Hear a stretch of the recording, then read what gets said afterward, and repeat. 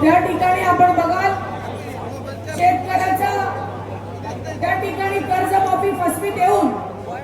शेतकऱ्याला फसवण्याचं काम केलेलं आज सरकार ज्या जाचापाटी लावलेल्या आहेत त्या मागं घेण्याशिवाय दुसरा पर्याय राहिलेला नाही। आमदार या ठिकाणी उपोषणाला बसलेले आहेत। आजच्या अन्नदात्यासाठी अन्नत्याग या आंदोलनासाठी उपस्थित असणारे आमचा कर्जत जामखेडचं भविष्य ज्यांचा जन्म बारामतीत झाला पण कर्जत जामखेडच्या मतदारसंघाला एक दिशा देणारे नेतृत्व आणि ते तमाम महाराष्ट्रातल्या शेतकऱ्यांसाठी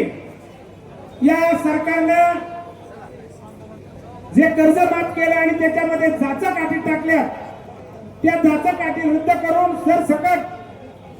2 लाख रुपये कर्ज मंजूर करण्यासाठी म्हणून आज एवढा मोठा निर्णय घेऊन या ठिकाणी अन्नत्याग आंदोलन करीत असताना परवा दिवशी त्यांचे वडील आणि आमच्या सर्वांचे ज्येष्ठ मार्गदर्शक राजेंद्र दादा या ठिकाणी उपस्थित राहून पत्रकारांनी त्यांना प्रश्न विचारला। त्यावेळेस दादांनी